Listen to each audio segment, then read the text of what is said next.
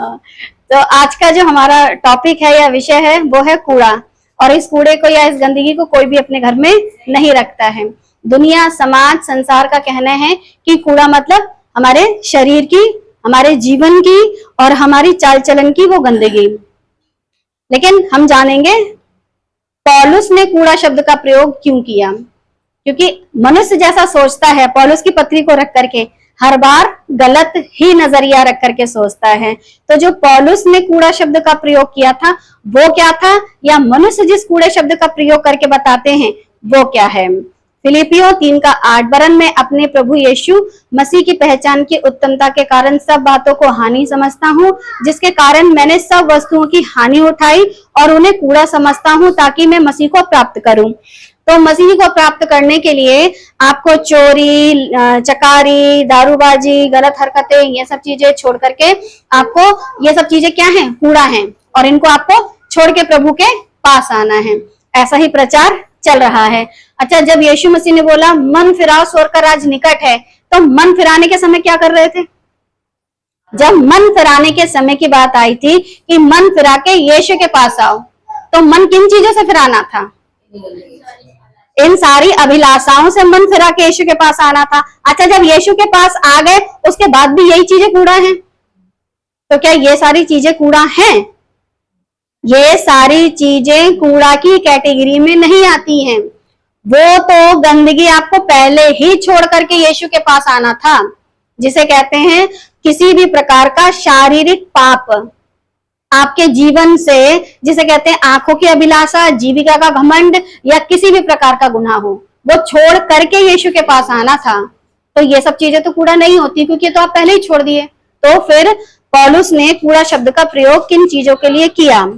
पौलुस किस वस्तु को कूड़ा समझता है, इस बात को ध्यान में रखना है, क्योंकि पूरी दुनिया तो उन्हीं चीजों को कूड़ा समझती है, जैसे कहते हैं शरीर की गंदगी, दिमाग की गंदगी, गलत सोच, गलत संगति, ये चीजें तो छोड़ के प्रभु के पास आना था। तो फिर पौलुस जी, आपने जिन वस्तुओं को कूड़ा कहा वो कौन सी वस्तुएं हैं जिन्हें आपने कूड़ा समझा और जिनको आप कूड़ा समझते हो? बाइबल से जानते हैं बाइबल क्या कहती है इस विषय में, क्योंकि अपनी सोच नहीं रखनी है। हम हमारी सोच रख करके परमेश्वर का काम नहीं करेंगे, लेकिन वचन में क्या लिखा है, बाइबल क्या कहती है, जानते हैं बाइबल क्या कहती है इस विषय में। विषय क्या चल रहा है? कूड़ा। पौलुस ने कूड़ा शब्द का प्रयोग किया। किन वस्तुओं को पौलुस ने कूड़ा कहा? किसी भी घटना को समझने के लिए उसको शुरू से समझना बहुत जरूरी है। बाइबल की कोई भी घटना अगर है, कोई भी बात है, उसको अगर आपको समझना है तो पहले उसकी शुरुआत को समझ लो। पहले शुरुआती 1-2 अध्याय पढ़ो या फिर बाद तक 1-2 अध्याय पढ़ो, तो आपको समझ में आएगी जो लेखक है वो क्या समझाने की कोशिश कर रहा है। लेखक जो भी बात करता है वो ऐसी बात करता है कि वो उसके अपने विषय की बात नहीं है, वो परमेश्वर के लोगों में सुधार लाने की बात है। और जब सुधार लाने की बात है तो लेखक अपने आप को रखते हुए किन बातों को रख रहा है, और पौलुस ने हमेशा खुद का उदाहरण ज्यादा दिया है। इसलिए किसी भी घटना को समझने के लिए उसको शुरू से समझना बहुत जरूरी है। अब क्या करते हैं? लेट्स गेट स्टार्ट, यानी कि स्टार्टेड, शुरू से शुरू करते हैं, जैसे कहते हैं ना शुरू से शुरू करना, स्टार्टिंग से। फिलिपियों 3:1, इसलिए हे मेरे भाइयों प्रभु में आनंदित रहो, इसलिए हे मेरे भाइयों प्रभु में आनंदित रहो। बेही बातें तुमको बार बार लिखने में मुझे तो कोई कष्ट नहीं होता। अब पौलुस जो है, ऐसी कौन सी बातें जिनको बार बार लिखते हैं, बार बार समझाने की कोशिश करते हैं, बार बार बता रहे हैं, ऐसी कौन सी बातें जिनको वो बार बार लिखते हैं? पौलुस हमेशा यहूदी भाइयों को, अन्य जाति भाइयों को नहीं, यहूदी भाइयों को, क्योंकि लिखा है मेरे भाइयों, मतलब यहूदी लोगों को बार बार बताते हैं तुम व्यवस्था नहीं लेकिन अनुग्रह, यानी कि यीशु मसीह को मानो। तो बार बार वो इसी बात को लिखते हैं, व्यवस्था को छोड़ो, यीशु को अपने जीवन में प्रथम स्थान दो। तभी वो कहते हैं वे ही बातें तुम्हें बार बार लिखने में मुझे तो कोई कष्ट नहीं होता, और इसमें तुम्हारी कुशलता है, मतलब तुम्हारा भला है। कैसे भला है? अगर तुम लगातार व्यवस्था ही मानते रहे तो अनुग्रह को नहीं मानोगे, और अगर अनुग्रह को मानोगे तो ही तुम्हारा उद्धार है, क्योंकि अनुग्रह से तुम्हारा उद्धार हुआ है, व्यवस्था से उद्धार नहीं हुआ है। किसी भी प्रकार की परमेश्वर के द्वारा दी हुई व्यवस्था मनुष्य का उद्धार नहीं कर सकी। अगर कर सकती तो इतने जानवर हर साल बलिदान होते थे, मनुष्य के पापों का छुटकारा तो तभी हो जाता। यीशु को खुद के शरीर का बलिदान देने क्यों आना पड़ा? तो इस बात को ध्यान रखिए कि व्यवस्था उनका उद्धार नहीं करा पा रही थी। पौलुस बार बार व्यवस्था को मत मानो ऐसे करके लिख रहा था। फिलिपियों 3:2, कुत्तों से चौकस रहो, उन बुरे काम करने वालों से चौकस रहो, उन काट कूट करने वालों से चौकस रहो। अब पौलुस ने जिस जानवर का उदाहरण दिया है उसको क्या कहते हैं? कुत्ता। गाली देना गलत बात है, सबने गाली दी। फिलिपियों 3:2, और पौलुस ने सबसे पहले बोला कुत्तों से, कुत्ते से नहीं, कुत्तों से। अच्छा, कुत्तों शब्द आया मतलब एक नहीं है, बहुत सारे हैं। और कुत्तों का काम क्या होता है?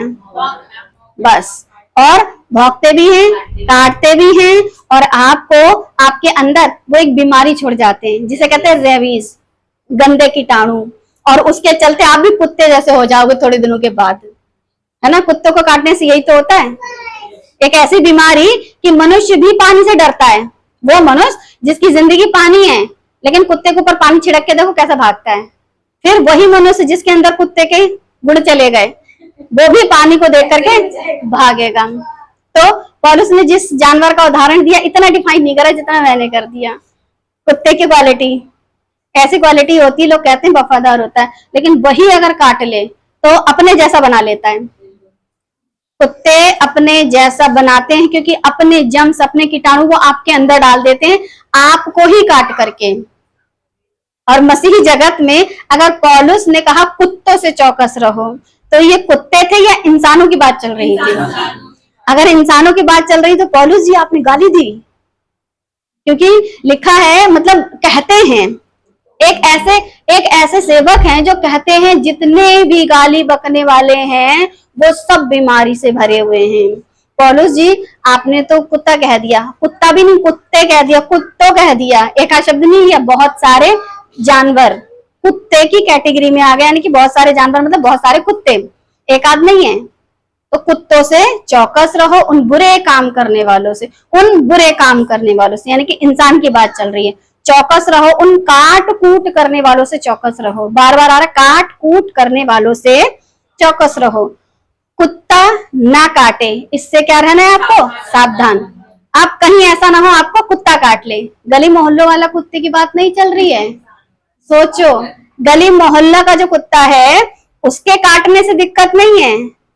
लिखा है जो बाइबल वचन में काट पीट करते हैं, जो बाइबल वचन में काट पीट करते हैं उनसे सावधान रहना है।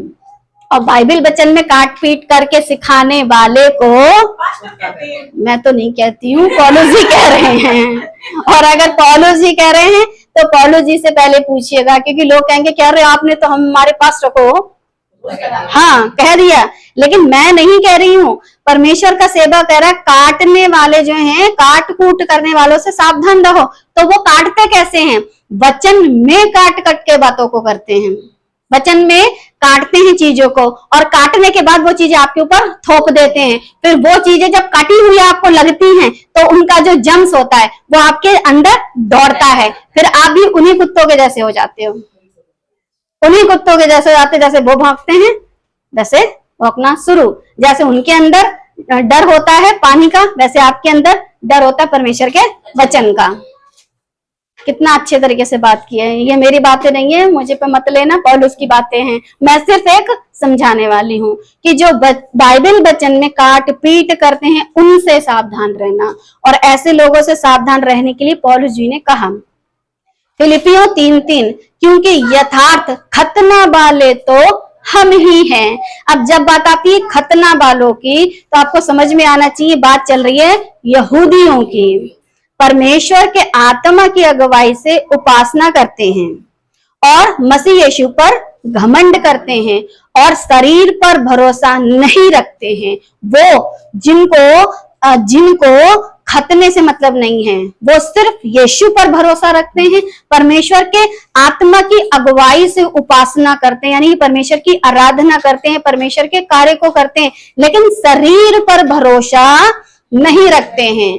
शरीर पर भरोसा नहीं रखते क्योंकि वो परमेश्वर के आत्मा और यीशु मसीह पर घमंड करते हैं और उन पर भरोसा रखते हैं। खतना वाले कौन हैं? इजराइली। खतना वाले जितने हैं वो सब के सब क्या हैं? इजराइली। और जितने खतना वाले हैं वो किस पर घमंड करते हैं? शरीर पर। शरीर पर भरोसा मतलब खतना। हम खतना वाले हैं, हम यहूदी हैं, हम इजराइली हैं, हमारा तो मसीहा बपौती है, यानी बाप की जागीर है। लेकिन पौलुस क्या बोलता है? हम ऐसे नहीं हैं, हम ऐसी बातों पर भरोसा नहीं करते हैं। अब जिनको बोला कुत्तों, उन्होंने क्या करा? खतना बीच में डाल दिया, परमेश्वर के अनुग्रह को क्या कर दिया? काट दिया, और अपना शरीर पर भरोसा यानी कि खतना, उसको उन्होंने बीच में डाल दिया। क्या आपको खतना कराना जरूरी है? जैसे आज दशमांश देना जरूरी है, जैसे आज सबात का दिन मानना जरूरी है, वैसे ही तब भी हो रहा था कि खतना बहुत ज्यादा लोगों में चल रहा था, क्योंकि उस समय तो ये बहुत चलन था। शुरुआती समय में जब यीशु के चेलों ने प्रचार का काम शुरू किया तो उस समय तो हर बंदा खतना करा था। 8वें दिन खतना होना ही होना होता था। तो अगर आपने भले ही यीशु मसीह को अपना लिया है, कोई बात नहीं, खतना तो कराओगे। जैसे आज यीशु को अपना लिया, कोई बात नहीं, अरे लोग नाराज हो जाएंगे, हमको हर वो काम करना है जिसे हमको छोड़ देना चाहिए था, चाहे वो किसी जाति का हो। अगर आप हिंदू थे तो वो कर्म छोड़ दो, मुस्लिम थे तो वो कर्म छोड़ दो, अगर सिख थे वो कर्म छोड़ दो, या फिर ईसाई थे, जैसे कहते हैं बड़ा दिन मनाना, गुड फ्राइडे मनाना, प्रभु का जन्मदिन या उनका मृत्यु का दिन आपको नहीं पता, लेकिन फिर भी आप मना रहे थे। जैसे ही आपने वचन की सच्चाई को जाना, ये सारी चीजों को आपको क्या करना पड़ेगा? छोड़ना पड़ेगा। क्योंकि परमेश्वर किसी भी प्रकार की व्यवस्था, नियम, कानून नहीं मानते, क्योंकि यीशु मसीह सब कानून है, और यीशु कानून है तो यीशु के अलावा आपको कोई भी ऐसा कानून मानना ही नहीं है। यीशु में सारी व्यवस्था पूर्ण हो जाती है। अगर यीशु मसीह आपके लिए परिपूर्ण नहीं है तो फिर और क्या चाहिए? जिसने अपना इकलौता पुत्र दे दिया वो और तुम्हें क्या कुछ ना देगा? तो फिर ये सब चीजें जरूरी हैं। पुत्र ने कहा पिता की बात मानो, पिता कहता है पुत्र की सुनो, ठीक है, और आप पवित्र आत्मा क्या कहती है? इनकी सुनो।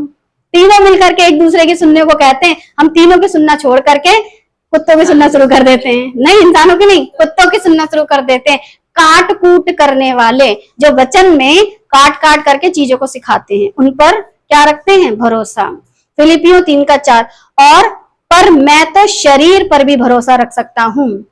जैसे लोग कहते हैं अरे हम तो यहूदी हैं, हम तो इजराइली हैं, हम तो ऐसे हैं, हम तो वैसे हैं, तो फिर पौलुस उनको अपना घमंड दिखा रहे हैं।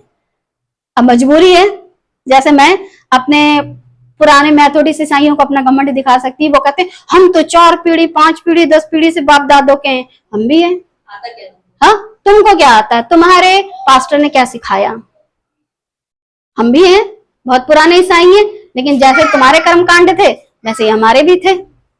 तो वो लेवल लेकर के पौलुस चलता है कि फिलिपियों 3:4 पर मैं तो शरीर पर भी भरोसा रख सकता हूँ। यदि किसी और को शरीर पर भरोसा रखने का विचार हो तो मैं उनसे भी बढ़कर रख सकता हूँ, क्योंकि एक यहूदी, साधारण यहूदी फरीसी नहीं हो सकता, और जो फरीसी की कैटेगरी में आता है हर कोई आ नहीं सकता। फरीसी मतलब वचन के छोटे छोटे बिंदु और मात्रा पर सर्च करने वाले, खोजबीन करने वाले। तुम बन सकते हो यहूदी, तुम कह सकते हो खतना वाले, लेकिन पौलुस क्या बताए? अगर मैं शरीर पर भरोसा रखूं तो मैं तुमसे बढ़कर रख सकता हूं, क्योंकि तुमसे ज्यादा मैं वचन की नॉलेज रखता हूं। पौलुस अपने विषय में बताते हैं, पौलुस अपने विषय में बताते हैं और ये भी बताते हैं कि जो चीजें उनके जीवन के लिए कूड़ा है वो कौन कौन सी चीजें हैं जो आपको पहले बताई गई। दुनिया की, संसार की, शरीर की गंदगी नहीं, लेकिन पौलुस जिन चीजों को कूड़ा कहते हैं वो आपको यहाँ पर पता चलेगा। फिलिपियों 3:5, 8वें दिन मेरा खतना हुआ। 8वें दिन मेरा खतना हुआ। इजराइल के वंश और बिन्यामीन के गोत्र का हूँ, और इब्रानियों का मतलब ये इनकी भाषा थी, इब्रानी थे ये लोग, इनकी भाषा इब्रानी थी और पौलुस की खुद की भाषा भी इब्रानी थी। और व्यवस्था के विषय में यानी व्यवस्था का ज्ञाता, व्यवस्था के जानकार के विषय में कहो तो फरीसी, वचन का ज्ञाता। बहुत सारे यहूदी अपने पर घमंड करके बोलते थे कि अरे तुम यहूदी होकर के यहूदियों की बातें नहीं सिखाते हो, और कोई बात नहीं, अनुग्रह तो ठीक है लेकिन यहूदियों की बातें। अब बोलोगे कि आप तो वहां थे नहीं, आपको कैसे पता चला? तो फिर ये खतना की बातें आ कैसे रही है बीच में? अगर कोई चर्चा चल रही है मतलब वहां पर ये गड़बड़ी थी। किसी भी अगर बात को लेकर चर्चा चल रही है तो मतलब वहां पर इसी ही बात को लेकर के गड़बड़ी चल रही थी, खतना को लेकर के चल रही थी, गोत्र को लेकर के चल रही थी, अपनी खुद की उनकी मातृभाषा को लेकर के चल रही थी, अपने उनके राष्ट्र को लेकर चल रही थी। हम ये हैं, हम वो हैं, हम ऐसे हैं, हम वैसे हैं, हम पास्टर की औलाद है, हमें बहुत कुछ आता है। अरे जो चर्च की पुलपिट है वो हमारे बाप की है, क्योंकि हमारा बाप जो था इससे पहले पादरी था इस चर्च का। तो कुछ भी सही, कैसे भी सही, पौलुस कहता मैं उनसे बढ़कर हूं। मेरा खतना 8वें दिन हुआ, इजराइल के वंश से हूं, बिन्यामीन का गोत्र है, इब्रानियों का इब्रानी, भाषा मेरी इब्रानी, व्यवस्था के अनुसार एक फरीसी। तो ये सारी चीजें पौलुस बताते हैं। फिलिपियों 3:6 उत्साह के विषय में कहो तो कलीसिया का सताने वाला। तुम ये सब तो हो, क्या तुम में से किसी ने कलीसिया को सताया? और पौलुस के विषय में बहुत बड़ा प्रचार था। घर घर घुसकर औरतों को, बच्चों को, आदमियों को, सबको मार मार के जेल खाने में डालता था कि तुम्हारी हिम्मत कैसे हुई हमारी व्यवस्था के खिलाफ जाकर के बात करने की। तो उत्साह मतलब तुमको, तुम्हारे को इनकरेज करने के लिए, तुम्हें उत्साह देने के लिए कि देखो मैं वो इंसान था जो पहले सताता था लेकिन अब तुम लोगों को बताता हूं कि उसी मसीह को मानो। तो उत्साह के विषय में कहो तो कलीसिया का सताने वाला। और पौलुस अपने विषय में कुछ भी नहीं छुपाते। और व्यवस्था की धार्मिकता के विषय में कहो तो निर्दोष था। व्यवस्था की धार्मिकता, क्योंकि मुझे किसी ने अनुग्रह के विषय में सही से बताया ही नहीं। अगर बताया होता तो फिर मैं सताता ही क्यों? और मसीह ने खुद अपने आप प्रकट किया खुद को। तो व्यवस्था की धार्मिकता के विषय में कहो तो निर्दोष, क्योंकि व्यवस्था की जो धार्मिकता थी वो एक एक पॉइंट को वो मानता था। जितने यहूदियों के नियम थे, कायदे कानून थे, वो उनको बाकायदा उनको माना करता था। परंतु जो जो बातें मेरे लाभ की थी, जो जो बातें मेरे लाभ की थी, उन्हीं को मैंने मसीह के कारण हानि समझ लिया। अब पौलुस के लिए ये सब चीजें, व्यवस्था का मानना, ये सब उनके लाभ का था, लेकिन किसके कारण छोड़ दिया? मसीह के कारण। आज बहुत सारे ईसाई यीशु मसीह के कारण अपने घर के, परिवार के छोटे छोटे तीज त्योहार नहीं छोड़ पाते, बाकी सब तो बहुत दूर की चीज है। जरा कह के तो देखो कितने ऐसे ईसाई हैं आज वही चक्करों में लगे पड़े हैं। अरे कुछ नहीं, जला तो लेंगे, मिठाई खा लेंगे बहाने से, ऐसे ही कर लेते हैं। अरे इस बहाने से ऐसा कर लेंगे, भाई खाने के लिए बहाने की क्या जरूरत है? जब मर्जी तब बनाओ तब खाओ। लेकिन हर वो काम करते हैं जिसको वो अपने लाभ का समझते हैं। और पौलुस मसीह के कारण, अगर मसीह के कारण आप अपना लाभ खत्म करते हो तो ही मसीह आपके साथ काम करेंगे, और अगर अपने लाभ के चक्कर में रहोगे तो मसीह आपके साथ काम नहीं करेंगे। फिलिपियों 3:7 परंतु जो जो बातें मेरे लाभ की थी उन्हें मैंने मसीह के कारण हानि समझ लिया। अब पौलुस ने हर वो बात जो हानि लग रही थी यीशु मसीह की वजह से, उनको क्या समझ लिया? अरे उन्हीं को मैंने मसीह के कारण हानि समझ लिया। लाभ की बातें थी, ये सब चीजें लाभ की थी। व्यवस्था का मानना, चर्च जाना, गुड फ्राइडे मनाना, बड़ा ही मजा आता था। ईस्टर मनाना बड़ा ही मजा आता था। क्रूसेड में जाना बड़ा ही मजा आता था। ये तो मैं ईसाइयों को बता रही हूँ, लेकिन अन्य जातियों से जो आते हैं मसीह में, बड़ा ही मजा आता था, हुर्रे, बड़ा ही मजा आता था, हुर्रे, बड़ा ही मजा आता था, हुर्रे। समझ में आ रही चीजें? बहुत मजा आता था नहीं, लोगों को आता है। जब पौलुस जी अपनी ये सारी चीजों को रख करके क्या कहते हैं, मसीह में ये सारी चीजें मुझे नुकसान की लगने लग गई। क्यों? मसीह मेरे लिए फायदे का। तो जब मसीह फायदे का, तो ये सारी बातें कैसी हो गई? हानि हो गई, यानी कि मेरा नुकसान कर रही थी। और इनके कारण मैंने इन सब को मसीह के कारण, जब यीशु को अपनाओ ना तो पूरी तरीके से अपनाओ, और नहीं अपनाने का है तो फिर पूरी तरीके से जाओ। ऐश की काटो, कोई आपको बोलने वाला नहीं है। अरे यीशु ने, परमेश्वर ने अदन की वाटिका में आके हाथ नहीं पकड़ लिया, मत खा इस पेड़ के फल को, ठीक है। नूह के समय में जबरदस्ती जहाज के अंदर नहीं घुसेड़ दिया, बैठ जाओ जाकर के जिंदा बचोगे। इजराइलियों को जो मांगा वो दिया, ये नहीं कहा कि नहीं नहीं नहीं देंगे नहीं तो मर जाओगे, खाओ और मर जाओ। जहरीले सांप भेजे, देखो तो बचो नहीं तो मर जाओ।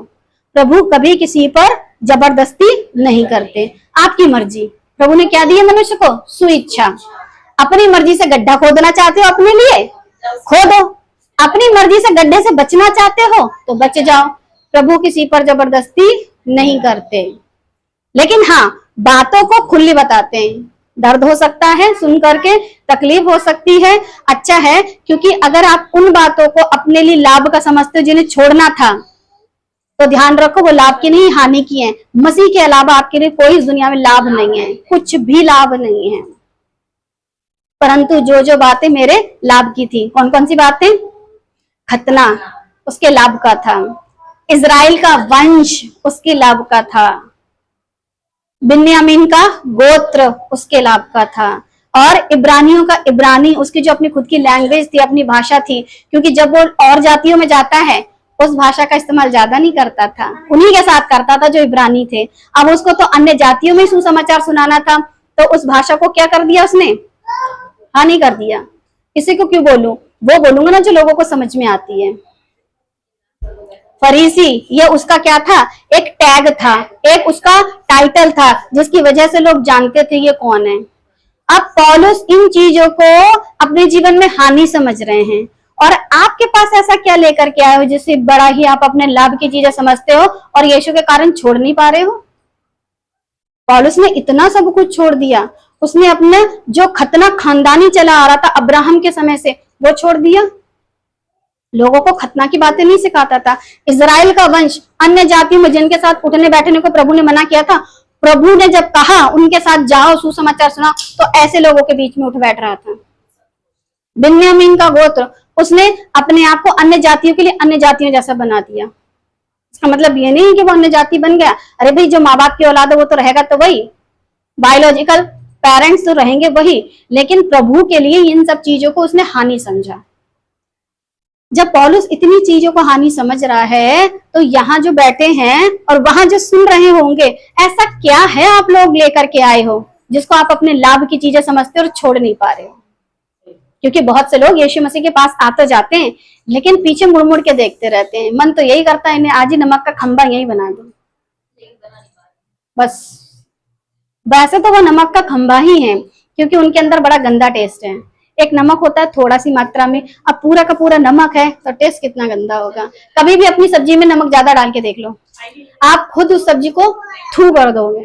और जब आप खुद ही पूरी के पूरे नमक बन चुके हो तो प्रभु आपको क्या करेंगे? बस इसलिए मैं तुम्हें उगलने पे हूँ, क्योंकि ना तो तू गर्म है ना तो ठंडा है, या तो गर्म हो जा या ठंडा हो जा। ये मैं नहीं कह रही हूँ, ये मत कह देना मैंने कह दिया इजराइली तुम पर थू है।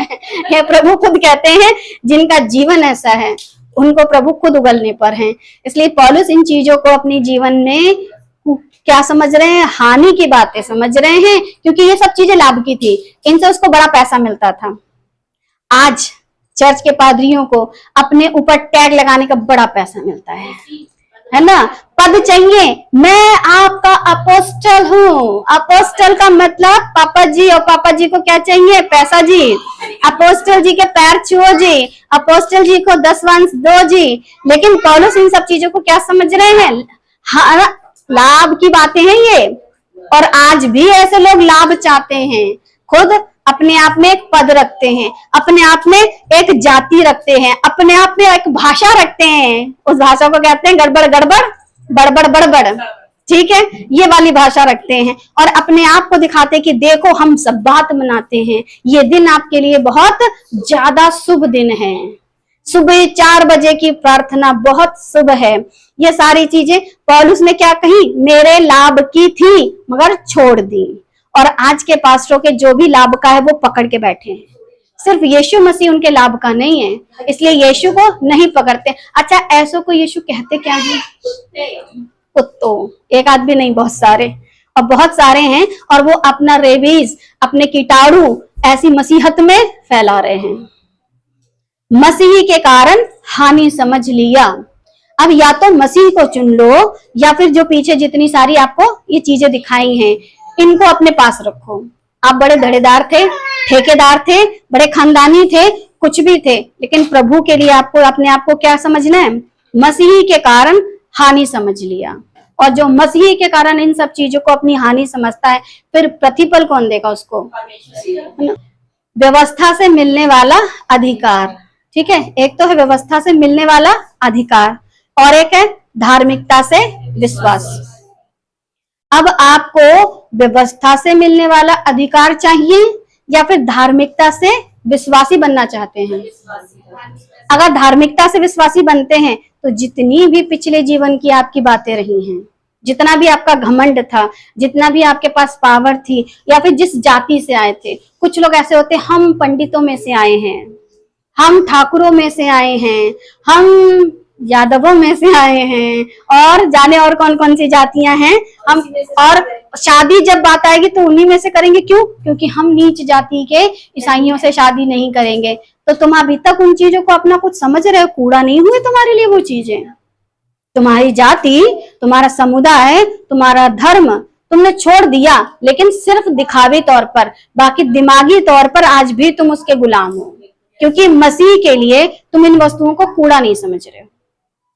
व्यवस्था से मिलने वाला अधिकार अच्छा लग रहा है, धार्मिकता से मिलने वाला विश्वासी अपने आप को विश्वासी कह ही नहीं रहा है। शादी करने की बात आती है तो जितने भी खुद को ईसाई कहते हो, जिस भी जाति में से आए होते हैं, वो उसी जाति की लड़कियां ढूंढते फिरते हैं। आदम की जाति कौन सी थी? आदम जो ठाकुर था, पंडित था, ब्राह्मण था, ईसाई था, क्या था? इन जाति में से कौन सा था? आदम। और अगर आप खुद को आदम की संतान कहते हो तो फिर आपके पास जाति कहां से आ गई? कहां से आ गई? और अगर आप यीशु मसीह को अपना प्रभु कहते हो तो जाति कहां से आ गई? प्रभु तो सबसे नीच बन गए, शून्य बन गए। शून्य मतलब जीरो। जीरो में कुछ प्लस ही मत करो, क्यों जोड़ रहे हो? क्योंकि प्रभु खुद अपने आप में शून्य बन गए, और जब प्रभु शून्य बन गया तो उनकी धार्मिकता से विश्वासी बनो। ऐसी चीजें जीवन में मत लाओ। फिलिपियों 3:9, और उसमें क्या है? और उसमें पाया जाऊं, ना कि अपनी उस धार्मिकता के साथ जो व्यवस्था से है। धार्मिकता जो व्यवस्था से मिलती है वो नहीं चाहिए, वरन उस धार्मिकता के साथ जो मसीह पर विश्वास करने के कारण है। हमको कौन सी धार्मिकता रखनी है? जो मसीह पर विश्वास करने के कारण है और परमेश्वर की ओर से विश्वास करने पर मिलती है। या तो परमेश्वर पर विश्वास करो तो फिर वो विश्वास से मिलेगी, आपकी व्यवस्था से नहीं मिलेगी। जितने लोग व्यवस्था को आज भी मान रहे हो, ध्यान रखो, आप मसीह पर विश्वास नहीं कर रहे हो।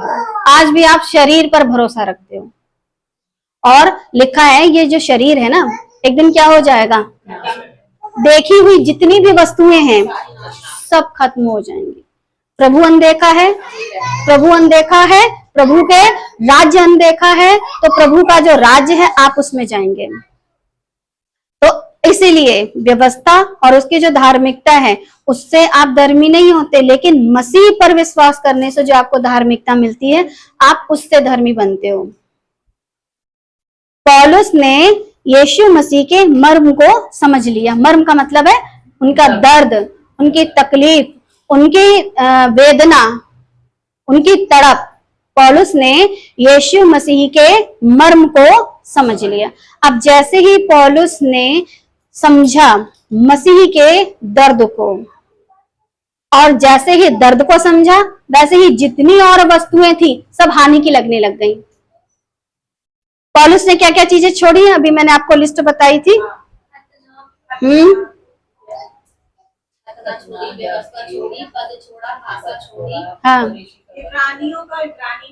हाँ, क्या क्या चीजें छोड़ा? फरीसी था, व्यवस्था का मानने वाला था, खतना वाला था, और अपनी भाषा में इब्रानियों का इब्रानी था, ये ठीक है, अपना गोत्र सब छोड़ दिया। अच्छा, यीशु मसीह कहाँ के थे? इन्होंने क्या क्या छोड़ा? यीशु ने कुछ नहीं छोड़ा। अरे प्रभु स्वर्गों के स्वर्ग में जिसका सिंहासन, जिसकी पैरों की चौकी ये दुनिया है, सब छोड़ दिया। तुम्हारा ये चीज ज्यादा भारी है। जिसने स्वर्गों का स्वर्ग छोड़ दिया और इस पृथ्वी पर उसका अधिकार छोड़ दिया, लाखों करोड़ों स्वर्गदूत रात दिन पवित्र पवित्र पवित्र करते हैं, वो अधिकार छोड़ दिया, अपने आप को शून्य कर लिया। ये पौलुस ने समझ लिया। अगर ये समझ लेते ना कि मेरे मसीहा ने मेरे लिए बहुत कुछ किया, इतना कुछ, अपने बाप होने का, अपने बेटे होने का अधिकार है ना, अपना दर्द मुसीबत तकलीफ जो आपके कारण, मजाल जो है कोई स्वर्गदूत आंख उठा के देख ले। पता है स्वर्गदूत क्या करते हैं? 6 पंखों वाले 2 से उड़ते हैं, 2 से अपने आप को ढांपते हैं, लेकिन प्रभु की तरफ देखते नहीं है, अपने मुंह को छुपा के रखते हैं। और यीशु ने क्या छोड़ा? तो पौलुस ने क्या क्या छोड़ दिया? पौलुस के पास गिनती की चीजें थी, परमेश्वर के यीशु के पास अथाह चीजें थी। जैसे ही इनके दर्द को समझा, वैसे ही अपनी जितनी भी घमंड की चीजें थी सब छोड़ दी। अगर नहीं छोड़ोगे प्रभु के दर्द को समझ के अपनी चीजें, तो याद रखो प्रभु अपने घर में नहीं लेंगे। जब आप किसी के दर्द को नहीं समझते हो ना, तो माँ बाप भी कहते हैं अरे क्या फायदा ऐसी औलाद का जो हमारी तकलीफ नहीं समझती। ऐसी औलाद के होने से बे औलाद होते हैं। क्या होते? बे औलाद। या कहते हैं बच्चा जिनका पैदा नहीं तो उन्हें क्या कहते हैं औरतों को? बांझ ही होते। हे बांझ पुकार आनंद कर, क्योंकि कम से कम तू अकेली आनंद करेगी, तेरे साथ पूरी पलटन मिलकर के प्रभु को क्रूस पर चढ़ाती है बार बार। पौलुस के पास गिनती के अधिकार थे, प्रभु के पास अधिकारों की कमी नहीं है, और फिर भी वो सब कुछ छोड़ करके तुम्हारे लिए आ गए। और तुम उसके प्रभु के लिए छोटी छोटी चीजें नहीं छोड़ पा रहे, अपने जीवन की गंदगी नहीं छोड़ पाते, अपना घमंड नहीं छोड़ पाते, अपनी बदतमीजियां नहीं छोड़ पाते। ये तो छोड़ के यीशु के पास आना था और आ भी नहीं पाते, और जैसे तैसे आ जाते हो तो अपना लालच नहीं छोड़ पाते हो, कलीसिया को लूटना नहीं छोड़ पाते हो, कलीसिया को मूर्ख बनाना नहीं छोड़ पाते, उन्हें काट कूट करके और अपने मतलब की बातें बताते हो। क्या चीजें आपको छोड़नी है? फिलिपियों 3:10, ताकि मैं उसको और उसके पुनरुत्थान की सामर्थ्य को, मसीह के जी उठने की ताकत को और उसके साथ दुखों में सहभागी होने के मर्म को जानूं। मसीह के साथ उनका दुख, कभी ऐसा महसूस किया है कि मेरे मसीहा को कितनी तकलीफ उठानी पड़ी? कभी महसूस करके देखो।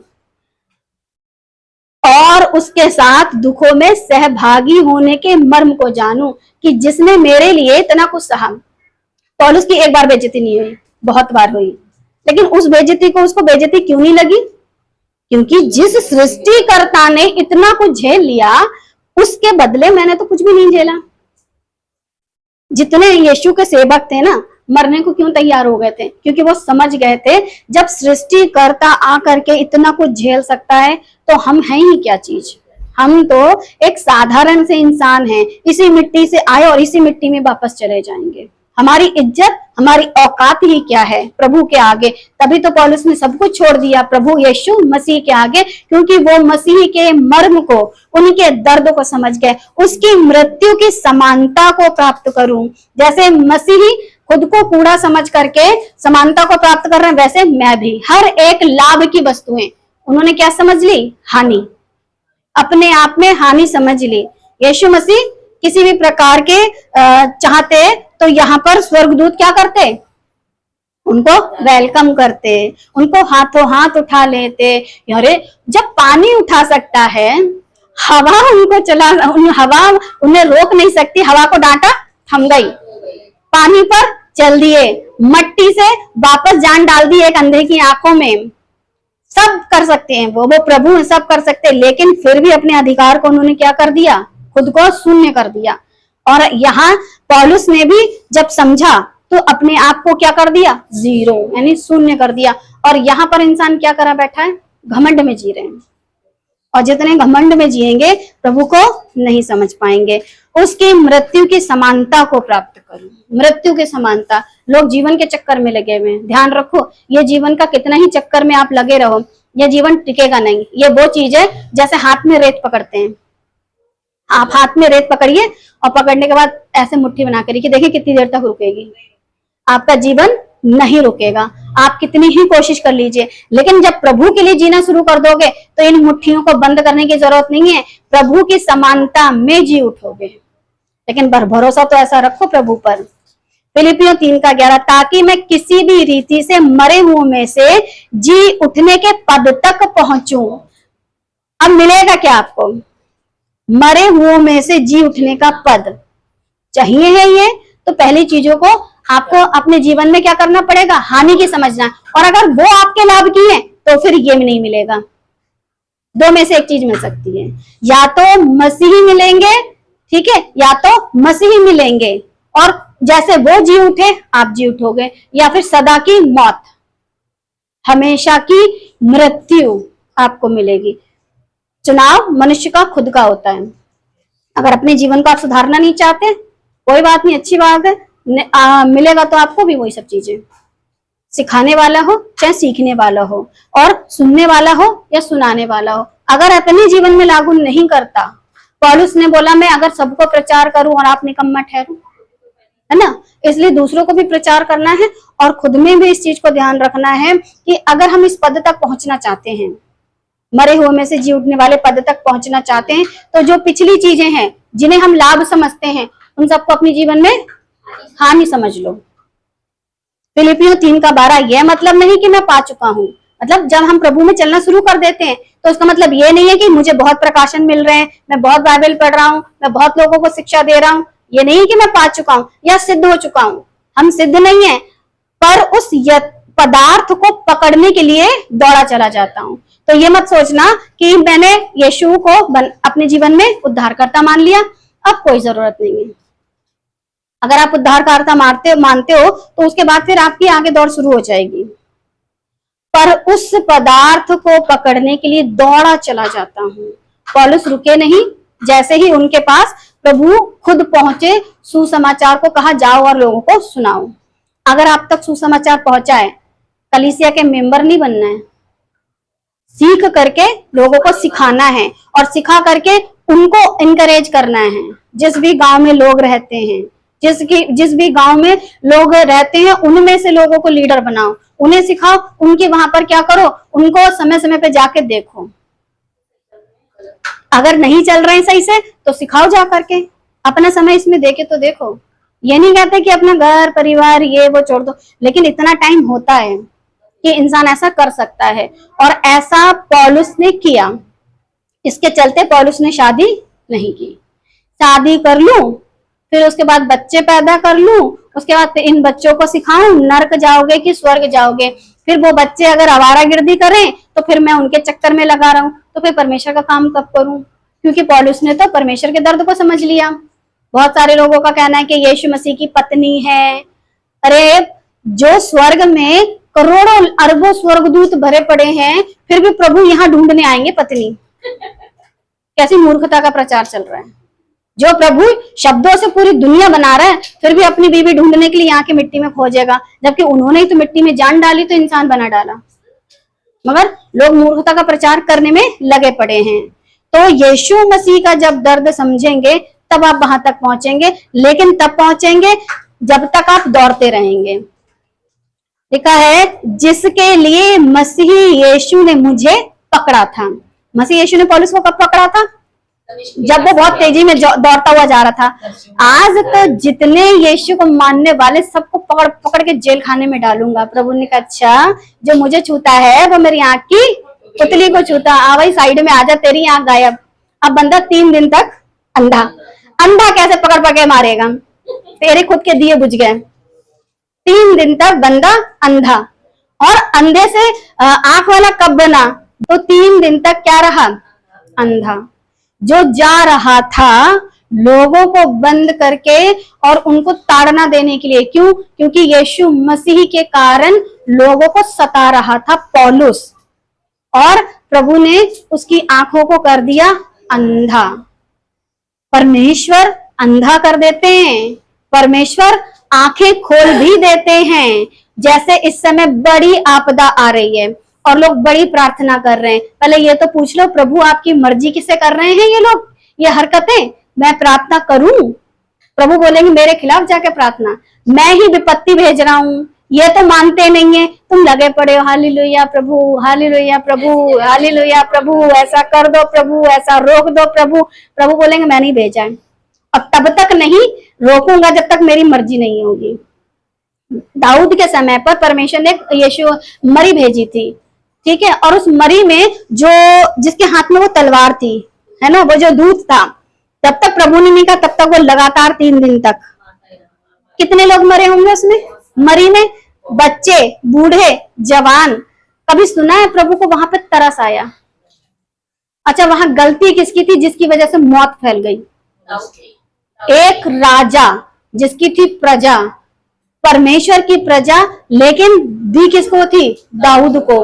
एक राजा की गलती से पूरी प्रजा का क्या कर दिया? आज बहुत सारे सेवकों की गलती की वजह से उनकी जनता नाश हो रही है, मृत्यु पा रही है। हम उनके लिए कैसे प्रार्थना करें? तो जिनके विरोध में खुद प्रभु खड़े हैं, क्या प्रभु के खिलाफ जाएं? प्रभु के खिलाफ जाकर प्रभु से ही प्रार्थना, कैसे प्रार्थना कर? अरे जो इंसान जवान जट बचपन से आंख वाला बढ़िया चलता था, रौला था, और एकदम से दूसरे के सहारे दूसरा उसको पकड़ पकड़ के ले जा रहा है, क्या क्या याद आ गया होगा। और तब जाकर के उसकी जो आंखें, दिखने वाली आंखें थी ना, उन पर का जो छिलका हटा, तब वो प्रभु को सही से देख पाया। और फिर प्रभु के लिए अब क्या फिर से अंधा बन जाए तुम्हारी व्यवस्था के चलते? अब कहता है कि मैं दौड़ा चला जाता हूं जिसके लिए ये मसीह यीशु ने मुझे पकड़ा था। यीशु ने पकड़ा था, मैंने नहीं पकड़ा था यीशु को। लोग क्या कहते हैं? खोजो। बार बार मुझे यही समझ नहीं आती, प्रभु पकड़ के पौलुस से काम करा रहे हैं। प्रभु पकड़ते हैं, पतरस से कहते हैं मेरी भेड़ों की रखवाली कर, मेरी भेड़ों को चरा। और यहाँ लोग क्या सिखा रहे हैं ईसाइयों को? मांगो मांगो मांगो, प्रभु को ढूंढो ढूंढो ढूंढो। प्रभु तो खुद ढूंढते करते हैं, तुम कह रहे हो ढूंढो। प्रभु अपने लोगों को खुद तैयार कर रहे हैं, क्योंकि जिनको कहा था वो कैसे निकम्मे दास निकले, और जब निकम्मे निकले तो प्रभु खुद ब खुद अपने लोगों को ढूंढते हैं, और ढूंढ करके कहते हैं क्या करना है? काम करना है। दौड़ अभी पूरी नहीं हो गई है। अगर खुद को ईसाई का ठप्पा लगा के बैठे हो तो ये मूर्खता है। परमेश्वर का काम करते रहना है। यह मतलब नहीं कि मैं पा चुका या सिद्ध हो चुका, तो अभी ईसाई बनने के चक्कर में मत पड़े रहना। प्रभु के बेटा बेटी बनने रहो, प्रभु का काम करते रहो। यह मतलब नहीं कि मैं पा चुका या सिद्ध हो चुका, अभी सिद्ध नहीं है।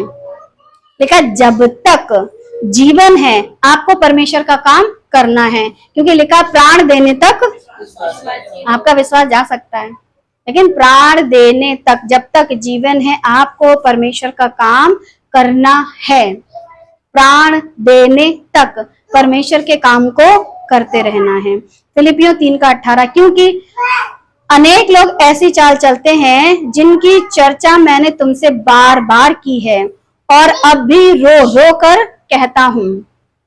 पौलुस को रोने की क्या जरूरत थी? यहाँ पर लिखा है ना, रो रो कर कहता हूं कि वे अपनी चाल चलन से मसीह के क्रूस के बैरी हैं। वो मनुष्य जो आज भी व्यवस्था का पालन कर रहा है, वो मनुष्य जो आज भी पुराना नियम की जितने भी 613 नियम थे उनमें से खोज खोज के अपने लिए नियम लेके आते हैं। जैसे कि मलाकी 3:10, सारे दशमांश मेरे भंडार में ले आओ। मलाकी 3:10 पौलुस ने खत्म कर दिया, ठीक है, तो तुम क्यों उठा के बैठे हो? पौलुस को परमेश्वर ने तब अपना दर्शन दिया जब वो बादलों पर उठा लिए गए थे, और फिर दोबारा आए जब उन्हें जरूरत पड़ी। कभी पता चला आ गए लोग, बार बार अभी भी इंतजार में बैठे, एक दिन यीशु मसीह बादलों पर आएंगे। पौलुस से मिलने कौन आया था? आपके बादलों पे आने से पहले पौलुस को राह दिखा रहे हैं। पौलुस को बोलते हैं कि तू मुझे क्यों सताता है? वो कहता प्रभु तू कौन है? खुद बोलते हैं मैं यीशु। यीशु वहां थे, नीचे आ गए। लोग बादलों पे आने के इंतजार में लगे हुए हैं, लोग चाइना जाने के चक्कर में लगे हुए हैं, चीन जाने के चक्कर में लगे हुए हैं। चीन अलग है, चाइना अलग है, ऐसा करके बातें कर रहे हैं। लेकिन पौलुस के पास फिर कौन था? यीशु खुद अपने काम के लिए पौलुस के पास आते हैं, मगर लोग आज भी अपने चाल चलन के चलते मसीह के क्रूस के बैरी हैं। तुम आज भी व्यवस्था सिखाने में लगे पड़े हो, आज भी तुमको परमेश्वर की बातें सिखाने में दर्द होता है, तकलीफ होता है, परमेश्वर का राज्य लोगों को चेला बनाने में समस्या होती है। तो ऐसे लोगों को जो व्यवस्था सिखाने वाले हैं, पौलुस जी ने एक नाम रखा है उनका, कुत्तों से काट कूट करने वालों से सावधान, क्योंकि वहां का काट के, पुराने नियम का काट के नए नियम में, जबकि प्रभु यीशु मसीह आपके लिए मर गए, थोपते जा रहे हैं। ठीक है, नए कपड़े पे पुराना पैबंद नहीं लगाया जाता है, किसी भी प्रकार की नई मशकों में पुराना दाखरस नहीं रखा जाता, या फिर नया दाखरस पुरानी मशकों में नहीं रखा जाता है, दोनों बर्बाद हो जाएंगे। वैसे ही जब आप प्रभु में आ गए हो ना, तो अपनी पुरानी सड़ी गली बेकार व्यवस्था को अपने अंदर मत रखो, वरना तुम भी नाश, और जो तुम्हारे अंदर भरा गया वो भी बेकार। यीशु ने बड़े ही स्पष्ट तरीके से बताया था, और यहाँ ये अपने चाल चलन के चलते मसीह के क्रूस के बैरी हैं। कैसी चाल चलने वाले मनुष्य, कैसी चाल चलने वाले मनुष्य परमेश्वर के बैरी हैं, मसीह के क्रूस के बैरी हैं। जिनकी चाल सही नहीं है वो मसीह के क्रूस के बैरी हैं। अपनी धार्मिकता दिखाने वाले, कौन सी चाल वाले मैंने पूछा ना, जो अपनी धार्मिकता दिखाते हैं, अपनी व्यवस्था दिखाते हैं, अपने नियम दिखाते हैं, अपना जीवन देखो हम प्रभु में कितने ज्यादा समर्पित हैं, पूरी पूरी रात घुटनों पे आकर प्रार्थना करते हैं, आप लोगों के लिए हम जागते रहते हैं, अपनी धार्मिकता दिखाते हैं, हम कितने पवित्र हैं, इसीलिए हर संडे सफेद कपड़ों में आते हैं, अपनी व्यवस्था दिखाते हैं। जो प्रभु ने व्यवस्था खत्म कर दी तुम उसको बार बार शुरू करते हो, अपने नियम बताते हैं। मेरे पास है इकलौता, क्या करूं, मेरी मजबूरी है, मेरे पास और है नहीं, किसी के पास हो तो दे देना, जो खरीदने जाए वो प्रार्थना के साथ खरीदे, और जब प्रार्थना के साथ खरीदे तो पास्टर के लिए जरूर खरीदे। मेरी मजबूरी, मेरे पास नहीं है, मैं समझ रही हूँ लोग कहाँ जा रहे हैं, तो दुपट्टे से मेरी धार्मिकता मत देखना, मेरे पास गिनती के एक ही दो है, गरीब इंसान हूं मैं।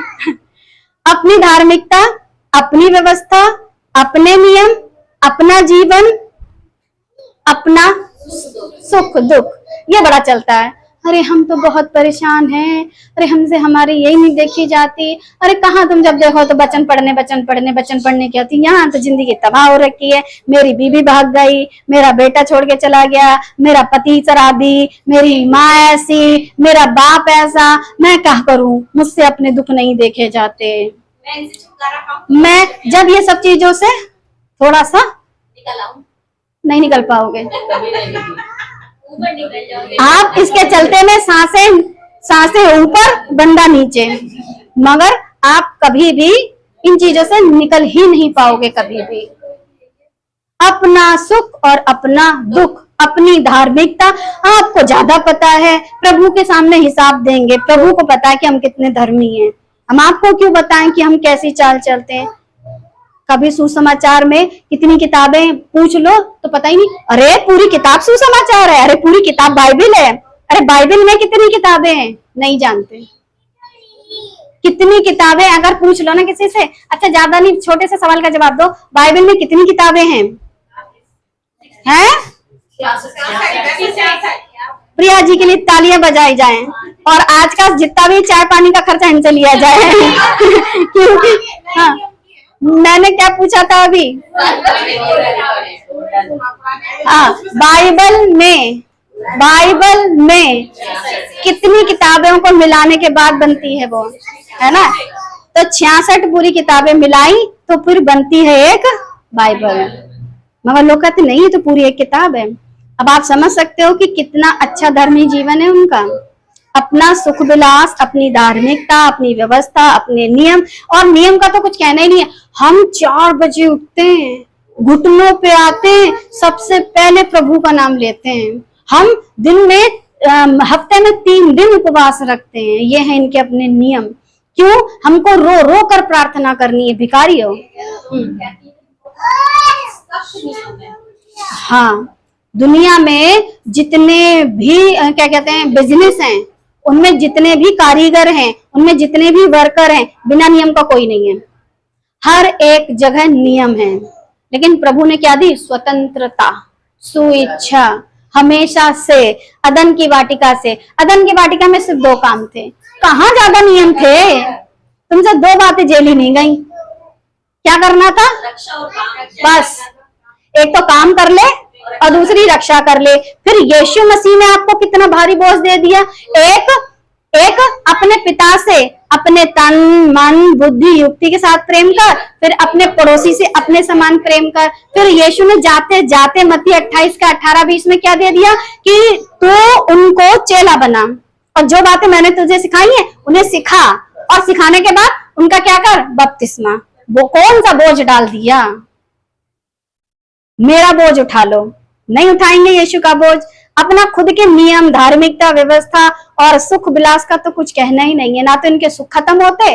अभी शादी है तो नाच लो, कल कोई मर गया है तो दैया तौबा कर लो, कल बर्थडे हो गया तो वो कर लो। इन्हीं चक्करों में जिंदगी बर्बाद। अरे भाई करो, लेकिन इन्हीं चक्करों में जिंदगी बर्बाद करो। और अपनी समस्या, हाय मेरा ये और हाय मेरा वो, जाने क्या क्या भरा पड़ा है। समस्या तो कभी बंदा खत्म, मगर समस्याएं। सभोपदेशक बाला बोलता है इस पृथ्वी पर कुछ भी ऐसा नहीं है जो पहली बार हो रहा है। होता चला आया था, हो रहा है और आगे भी होता रहेगा। तो तुम्हारी समस्याएं कोई नई समस्या नहीं है। आज जो पूरा पानी में डूबा हुआ पंजाब है ना, इससे पहले जाने कितना डूब गया। नूह के समय देखो पूरी दुनिया डूब गई थी। तब दिमाग में एक बात आई, अगर मैं नूह के जहाज के अंदर होती और सारी दुनिया डूब रही होती तो मैं प्रभु से कहती प्रभु इन्हें बचा ले। प्रभु चांटा मार के कहते हैं मूर्ख, पूरे 100 साल मैंने जहाज बनाया, तुझे पूरे 100 साल मौका दिया। तब ये क्या कर रहे थे? पूरे 100 साल तक नूह, उसकी 3 बहुएं, 3 बेटे, 1 बीबी, 8 प्राणी पागलों को जैसे लगे पड़े हैं जहाज बनाने में, और बाकी सब क्या कर रहे थे? ऐश की काट रहे थे। अब जब हमारे ऐश की काटने की बारी आई तो तुम कहते प्रार्थना करो। क्यों करी? जब तुम्हारे को बोला था डूब के मर जाओगे तो फिर तुमने अपनी अपनी तैयारी क्यों नहीं की? और करना सिर्फ कितना था? खुद को जहाज के अंदर लाना था। बस ऐसा नहीं था कि तुम्हें जहाज बनाना था। जहाज तो 8 लोग बना रहे थे। अगर मदद कर देते, एक कीला लगा देते, थोड़ा सा ग्लू चिपका देते तो तुम भी तो उसके अंदर होते। वैसे ही आज सुसमाचार सुनाने के लिए आपको 100, 200, 500, 1000 लोगों को नहीं बताना है, किसी एक का भी उद्धार करा लो। तो लिखा है कि अगर कोई एक उद्धार पृथ्वी पे पाता है तो स्वर्ग में, तो इतना सही काम करना है। अगर आज तुम किसी एक का उद्धार नहीं करा सकते तो ध्यान रखो, तुमको वहां पर तुम्हारे लिए कोई आनंद नहीं करेगा। 8 लोगों ने मिलकर के जहाज बनाया, तुम कहाँ थे भाई? क्या कर रहे थे? और जब तुम डूब के मर रहे हो, नूह जी प्रार्थना कर दो हम बच जाएं, तो नूह को ना परमेश्वर चांटे बजाते, बोलते अच्छा। तभी प्रभु ने बोला दरवाजा मैं बंद करूंगा। पढ़ा है ना आपने? दरवाजा किसने बंद किया? और परमेश्वर के बंद किए को कोई, बस इसीलिए ध्यान रखो, प्रभु ने आपको बुद्धि दी है। बुद्धि के साथ परमेश्वर की आराधना करनी है, बुद्धि के साथ प्रार्थना करनी है, बुद्धि के साथ ही काम करना है। अपनी अकल बेच के परमेश्वर का काम बिल्कुल मत करो। जो दुनिया कर रही है करने दो, क्योंकि उनके पास अपनी धार्मिकता, अपनी व्यवस्था, अपने नियम, अपना जीवन, अपना सुख विलास, अपनी समस्या, क्योंकि यही सब लेने तो यीशु के पास आते हैं। पास्टर जी प्रार्थना कर दो, क्योंकि पास्टर ज्यादा धर्मी है और हम आपको पूरा दशमांश देंगे, भले ही हमारे बिजनेस ठप हो, व्यवस्था का पालन कर रहे हो। फिर पास्टर जी ने नियम बता दिए, इतने इतने बजे उठना, शुक्रवार को उपवास रखना, शनिवार को ऐसा करना, फिर अपना जीवन ऐश की काट रहे हैं। लेकिन पास्टर जी आप हो तो हमारी ढाल और तलवार, आप ही लड़ लो, आप ही बचा लो। हम ऐश की काटने में लगे पड़े। फिर अपना सुख विलास, मेरी तिजोरियां भरे तो प्रभु मैं परमेश्वर के सेवक की तिजोरी भरूंगा, और उधर से प्रभु का सेवक कहता है तुम्हारी तिजोरी भरी रहेंगी। तू मेरा भले के बारे में सोच, मैं तेरे भले के बारे में सोचू। प्रभु का राज किधर गया? कहाँ है इसमें यीशु का राज? जिसमें मेरी भलाई नहीं या फिर जो मेरी मर्जी का काम नहीं, मैं वहां जाती नहीं। ये मैं इंसानों की फितरत में हूं। अगर मेरा काम नहीं होता, यदि मेरा मतलब कहें तो मेरे लाभ की बातें नहीं होती, तो क्या ऐसे में आप लोग कहीं जाओगे? अगर आपकी मर्जी का, आपके लाभ का काम नहीं होता। करेला पसंद ना होने वालों के प्लेट में करेले की दावत है। यीशु के बर्थडे में यीशु नहीं होते। हाँ, जिस जिसको करेले की पसंद नहीं है उसकी दावत मम्मी की तरफ से, क्योंकि करेला अच्छा बनाती हूँ, बिल्कुल कड़वा जहरीला। तो आपको करेले की दावत मिलेगी अगर आपको करेला पसंद नहीं है। हाँ, किसी को टिंडा नहीं पसंद है, तो किसी को लौकी चने की दाल नहीं पसंद है, तो किसी को परमल नहीं पसंद है। जिस जिसको जो नहीं पसंद है वो लिस्ट दे दे, उसको उसी चीज की दावत। आप लोग अपनी नापसंद का खाना खाना पसंद नहीं करते, तो आप सोच ले तो प्रभु आपकी स्तुति, आराधना, आपकी धार्मिकता, आपकी व्यवस्था, आपके नियम, आपका जीवन, सब चीजें पसंद करेंगे। परमेश्वर भी ऐसी चीजें पसंद नहीं करते। इसलिए जो मनुष्य अपना अपना और अपना ही भला चाहते हैं, परमेश्वर ऐसे को पसंद नहीं करते। गलतियों 6:14 पर ऐसा ना हो कि मैं अन्य किसी बात का घमंड करूं। किसी और बात का घमंड नहीं होना चाहिए, जैसे कि मैं ईसाई हूं, मैं पादरी हूँ, मैं सब कुछ कर सकता हूँ, मेरे हाथ से 50 मुर्दे चले मतलब जिंदा हो गए। तुम्हारी कलीसिया तो मुर्दा, एक मुर्दे को जिंदा नहीं कर पाए। वो कलीसिया मुर्दा है जिसमें चमत्कार नहीं होते, ऐसा करके प्रचार चलता है। ठीक है, आपकी कलीसिया में क्या कोई ऐसा व्यक्ति है? तो इस कलीसिया में ऐसा कोई नहीं है जो कि ऐसा काम करे और किसी मुर्दे को जिंदा कर दे। मैंने माना कि कर दिया जिंदा, अब वो जिंदा होने के बाद, जैसे यीशु ने 10 कोढ़ियों की आंखें सही करी थी, सब जितने भी अंधे थे, कोढ़ी थे, सॉरी अंधे थे, है ना, अंधे थे ना, 10 कोढ़ी थे, अरे कोई तो बीमारी थी, कुल मिलाकर के बीमारी थी। हाँ हाँ हाँ हाँ हाँ, चलो चलो, ठीक ठीक ठीक, 10 कोढ़ी थे, सबके सब चंगे कर दिए गए। 9 कहाँ गए? अपनी ऐश की काटने गए। तो फिर मैं क्यों कोढ़ियों पे अपना टाइम वेस्ट करूं? हम ऐसे पर समय वेस्ट करेंगे जो आके काम करेगा। आओ सीखो फिर जाओ, पहले चले गए क्या सिखाओगे जाकर के? अगर चलो तुमने बोला कि नहीं नहीं वो कुछ करने गए थे, ठीक है पहले सीख तो लेते, क्योंकि जब तक यीशु मसीह ना कहें तब तक जाने से भी कोई फायदा नहीं है। इसीलिए पौलुस कहते हैं कि मैं क्या करता हूँ, किन बातों पर घमंड कर रहा हूँ? किसी बात पर घमंड करूं, ऐसा नहीं है पौलुस, केवल हमारे यीशु मसीह के क्रूस का, जिसके द्वारा संसार मेरी दृष्टि में और मैं संसार की दृष्टि में क्रूस पर चढ़ाया गया हूं। क्रूस पर सारे दुखों को मसीह ने उठाया है, और फिर तुम निकम्मो, तुम क्या कहते हैं, अपना फायदा लेने के लिए क्रूस पर जाकर के प्रार्थना करते हो। उन्होंने सब कुछ छोड़ के क्रूस पर तकलीफ झेली, और तुम उससे क्रूस पे जाकर प्रार्थना करते, प्रभु मेरा घर भर दे, मेरे घर में राशन, मेरे घर में मेरी बीबी प्रेग्नेंट, मेरे घर में मेरा तिजोरी भर दे। वो सब छोड़ के क्रूस पे गए थे, तुम क्रूस पे जाके सब कुछ लाने के चक्कर में लगे हुए हो। पौलुस भी यीशु की क्रूस की कथा के वजह से सब चीजें जितनी भी लाभ की थी उनको क्या समझ रहे हैं, सब छोड़ दी, और तुम उसी क्रूस पे जाकर के भर भर के झोली ला रहे हो। भर दे झोली मेरी रब, तेरे दर से कभी ना जाऊं खाली। हाँ ऐसे ही करके है ना? नहीं, ऐसा ईसाइयों ने भी बनाया है।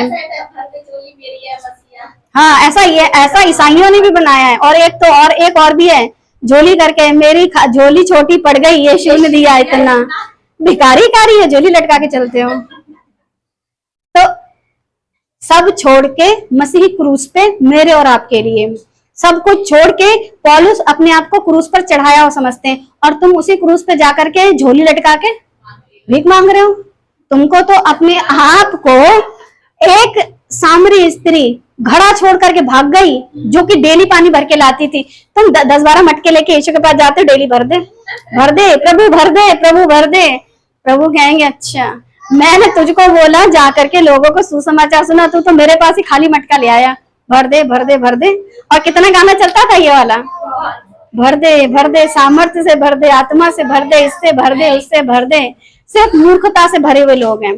और मसीह के क्रूस को क्या कर रहे हैं? लिखा है प्रभु यीशु मसीह के क्रूस का, जिसके द्वारा संसार मेरी दृष्टि में और मैं संसार की दृष्टि में क्रूस पर चढ़ाया गया हूं। और जो क्रूस पर चढ़ा हुआ होता है, दोनों हाथ कील में ठुके होते हैं, दोनों पैर कील में ठुके होते हैं, खाने पीने ऐश मौज मस्ती की लालसा बस्ती कहाँ है? कुछ बस्ती है? क्रूस पर चढ़े चढ़े यीशु ने सिर्फ इतना क्या, पानी पिला दो। वहां खाना, वहां ऐश मौज मस्ती कहाँ रहती है? और जब पौलुस के जीवन में ये सब चीजें थी ना, तो पौलुस ने भी बहुत समस्याएं झेली। बोलते हैं इतनी बार बेटे खाई, इतनी बार तकलीफें झेली, इतनी बार मैं पिट गया, इतनी बार ऐसा हुआ, उतनी बार वैसा हुआ, क्रूस पे चढ़ने की वजह से। और जितने लोग अपने आप को मसीह के साथ ऐसा नहीं समझते हैं, ऐश की काट लो, बढ़िया है, ऐश की काट लो, लेकिन एक दिन अंदर से आवाज आएगी, मैंने तुमको कभी नहीं जाना, तुमने, अरे प्रभु हमने तेरे नाम से, है ना, तेरे नाम से ऐसा किया, तेरे नाम से वैसा किया। प्रभु उस दिन खुलकर कह देंगे मैंने तुमको कभी नहीं जाना। अच्छा, who are you, what are you doing, क्या कर रहे हो? तो फिर क्या होगा, आप हैं कौन? और जब कौन है, दरवाजा बंद होकर के बाहर आवाज आएगी, दरवाजा खुल के नहीं पूछेंगे अच्छा आप, वो अंदर से पहचान जाएंगे, अच्छा तो हम तुमको नहीं जानते। या तो क्रूस को पहचान लो, या फिर क्रूस वाला तुमको नहीं पहचान पाएगा। क्योंकि पौलुस ने सब चीजों को अपने जीवन में हानि समझ के तो वो क्रूस तक गए हैं, और आप सब चीजों को लेने के लिए क्रूस तक आ रहे हो। गलतियों 6:15, क्योंकि ना खतना रहित तो कुछ है, परंतु नई सृष्टि। इसीलिए जो खतना वाले यानी व्यवस्था वाले व्यवस्था पर घमंड करके बोलते हैं कि प्रभु हमारा है, और जितने खतना रहित अन्य जाति खुद को कहते हैं कि प्रभु हमारा है, ध्यान रखो दोनों कुछ नहीं है, मगर नई सृष्टि। और नई सृष्टि में पुरानी चीजें कभी नहीं होती। और अगर तुम्हारा अन्य जाति कोई भी तीज त्योहार लेके यीशु के पास आ रहे हो तो तुम नई सृष्टि नहीं हो। खतना वालों यहूदियों तुम अपनी व्यवस्था लेके आ रहे हो तो तुम नई सृष्टि नहीं हो। दोनों के लिए प्रभु ने अपने सेवक के द्वारा लिखवा दिया है। ना तो अन्य जाति अपने देवी देवता ईश्वर जो भी पूजते थे उसको रख करके आ सकते हैं, और ना ही खतना वाले अपनी व्यवस्था नियम कायदे कानून रख करके नई सृष्टि है।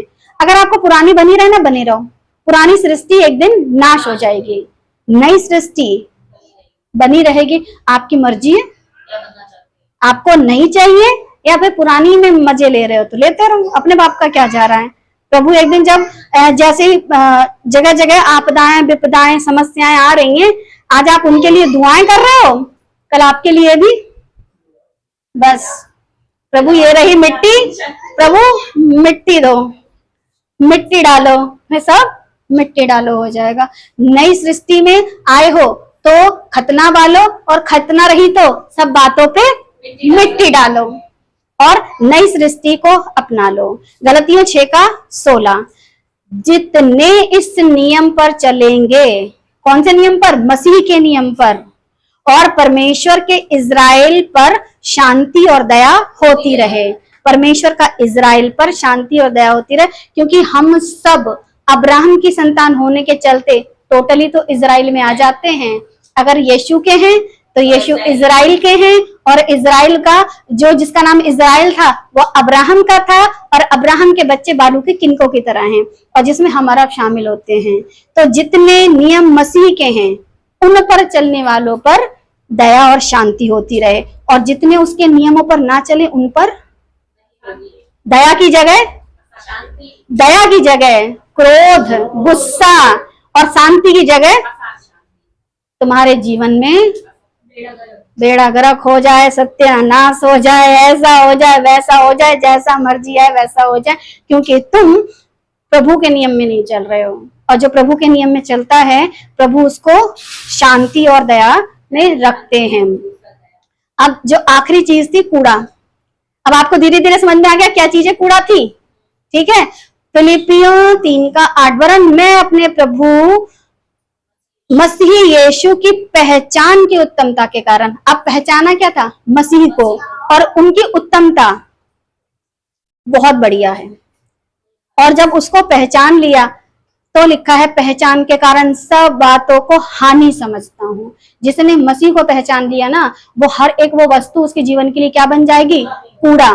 घर रख में अगर रख भी रहे तो सड़ाहट फैला रही है, जिसके कारण मैंने सब वस्तुओं की हानि उठाई। सब वस्तुएं कौन कौन सी वस्तुएं? पूरे आपको नियम कायदे कानून बता दिए, पूरी व्यवस्था, उसका इब्रानीपन और उसका खतना और उसकी क्या कहते हैं फरीसीपन, व्यवस्था का मानना, जो भी कुछ उसके पास था, सब वस्तुएं। अच्छा, इन वस्तुओं की बात चल रही थी, लेकिन लोग कौन सी वस्तुओं की बात करते हैं? वो वही वस्तु की बात करते हैं, आंखों की अभिलाषा, गंदगी, ये चीज वो चीज। तो फिर जब यीशु के पास आए थे तो मन किस चीज से फिर आया था? वो तो पहले छोड़नी थी, लेकिन उसके बाद यदि कोई व्यवस्था, नियम, कायदे, कानून लेके चलते हो तो वो हानि है और वो कूड़ा है, ताकि मैं मसीह को प्राप्त करूं। आपको क्या चाहिए, मसीह या फिर वो वस्तुएं? जिस मसीही ने स्वर्ग और स्वर्ग का अधिकार सब ठुकरा दिया हमारे लिए, और हम उसी मसीह को प्राप्त नहीं करते और ऐसी कूड़ी चीजों को अपने घरों में इकट्ठा करके रखते हैं। भाई हमारे घर के ये कायदे, ये नियम है, हमारे पादरी ने तो ये बोला है, हमारे पादरी ने तो ऐसा बोला है, इतनी प्रार्थना करनी चाहिए, इतने उपवास करना चाहिए, ऐसा करना चाहिए, वैसा करना चाहिए। अरे पादरी तुम्हारे लिए कूड़ा होना चाहिए। प्रभु यीशु मसीह को प्राप्त करना है कि किसी इंसान को प्राप्त करना है?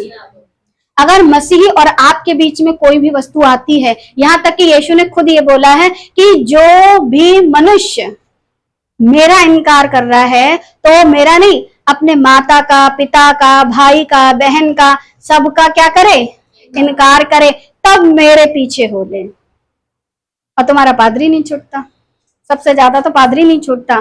घर परिवार दुनियादारी तो छोड़ देते हैं, लेकिन पादरी नहीं छूट रहा है। और मसीह इनके लिए अच्छी वस्तु नहीं रही, लेकिन कूड़ा इनके लिए अच्छी वस्तु हो गई है, और उसको उठा करके रखते, तभी तो सड़ाहट और गंदगी से भरे हुए लोग हैं। मसीह को प्राप्त करना है तो इन सारी वस्तुओं को आपको कूड़ा समझना है। पौलुस अपना ज्ञान, अपनी नागरिकता, अपना पद, अपना सम्मान, अपना अधिकार, जो उसको यहूदी लोगों में पैदा होकर मिले, उसको कूड़ा समझता है। पौलुस के लिए अपना ज्ञान क्या था, कूड़ा था, क्योंकि अब तक वो गमलीएल के पैरों के पास बैठ करके बहुत ज्ञानी बना। अपनी नागरिकता, 2 शहरों की नागरिकता के वजह से 2 नाम बदले नहीं गए, 2 नाम। अपना पद, फरीसियों का फरीसी। अपना सम्मान, भाई ऐसे लोगों में उसको सम्मान मिलता था। अपना अधिकार, एक लेटर के चलते पूरा पूरा खानदान जेल में डाल देता था। क्या अधिकार था जो उसको यहूदी लोगों में पैदा होकर मिला था। ये सारी चीजें यहूदियों में मिली थी उसको, और फिर भी वो उनको क्या समझता है, कूड़ा। अच्छा, जितने भी अन्य जाति यीशु में आए हैं, कोई भी आपके पास अधिकार हो, प्रभु यीशु में उसको आपको क्या समझना है, कूड़ा। यदि आप उसको कूड़ा समझोगे तो प्रभु के पास, और यदि उस चीज को अपना बहुत कुछ समझोगे तो प्रभु के लिए आप खुद एक डस्ट, गंदगी। और गंदगी कहाँ रहती है, चर्च के पास्टर ये सब पाने के चक्कर में खुद भी हैं, और कलीसिया को भी ये सीख देते हैं। क्या क्या देते हैं, ज्ञान रखो, नागरिकता रखो, पद पाओ, सम्मान पाओ, अधिकार पाओ। क्योंकि अभी लेटेस्ट में एक भाई ने मेरे पास एक वीडियो भेजी थी, जिसमें पास्टर कहते सीखो ऐप, कुछ शनिचर वनीचर का कुछ चल रहा है, वो ग्रह नक्षत्र का चल रहा है, मांगो, सीखो और अमीर बनो। चर्च के पास्टर ये सब पाने के चक्कर में खुद भी हैं, और कलीसिया को भी ये सीख दे रहे हैं कि आपको अमीर बनना है। अमीर बनने के लिए आपको क्या करना है, एक दरवाजा खुला है, एक आशीषों का द्वार खुला है, पालो ये सब चीजें। लेकिन ये सब चीजें जो, अगर यही सब कुछ पाना था तो यीशु को अपनाने की कोई जरूरत नहीं थी। बाहरी दुनिया में सब कुछ बहुत मिल रहा है। शैतान खुद यीशु के पास आके कहता है मुझे झुककर प्रणाम कर, तो जाओ उसे प्रणाम करो, डायरेक्टली मिल जाएगा। यीशु के नाम के पीछे कहते हैं, कुछ एक डायलॉग है, मम्मी का, पर्दे में जर्दा करने की कोई जरूरत नहीं है, खुल्लम खुल्ला करो जो करना है ना। आराम से जाओ, शैतान की उपासना करो, मांगो। कितना चल रहा है, इल्यूमिनेटीज बहुत बढ़िया है, जाओ वहां से सीखो, लो। अब बोलेंगे क्या, अरे ये तो इल्यूमिनेटीज का प्रचार कर रही है। अरे तुम जब प्रभु को नहीं मान रहे हो तो जाओ, जाने कि तुमने अपनी आत्मा वहां पर दे दी है और दुनिया संसार की सारी दौलत पा ली है। तुम यीशु के पास आकर के वही धन दौलत माया ये सब चीजों के चक्कर में लगे हो, जिसको पौलुस क्या कहते हैं, कूड़ा। और तुम उस कूड़े को अपने घर में लाने के चक्कर में लगे हुए। इसी वजह से पौलुस ने अपनी जितनी भी उसके पास क्या थी, पावर, ताकत, उसके पास जितनी हैसियत, औकात थी, बुद्धि, ज्ञान, समझ, सबको कूड़ा कर दिया। और आप उसी कूड़े को उठाने के चक्कर में लगे हो। ये लास्ट स्लाइड है। सो परमेश्वर आप सभी को बुद्धि दे कि क्या करना है, यीशु की क्रूस को रखना है या फिर कूड़े को अपने पास रखना है। क्रूस को रखना है तो पास्टर बोलता है कि अमीर बनो, बनने की जरूरत नहीं है। पास्टर बोलता है मैं आपके लिए प्रार्थना करूंगा सिस्टर, आपके घर भर जाएंगे। अरे घर तो भर जाएंगे, लेकिन प्रभु यीशु मसीह आएंगे, जगह ही खाली नहीं होगी तो आएंगे कहां से। यीशु तो कहते देख मैं द्वार पर खड़ा खटखटाता हूँ, दरवाजे तक तो तुमने चट्टे लगा रखे हैं, तुम्हारे घर में आने की जगह ही नहीं है, क्योंकि तुमने अपना जीवन सुख विलासों से भर लिया है। इसलिए जीवित परमेश्वर आप सभी को बुद्धि दे कि जाने यीशु मसीह कौन है। उनकी क्रूस की कथा आपके और हमारे जीवन के लिए बहुत जरूरी है। सो परमेश्वर आप सभी को बुद्धि दे। इसको कृपया बंद कर दें।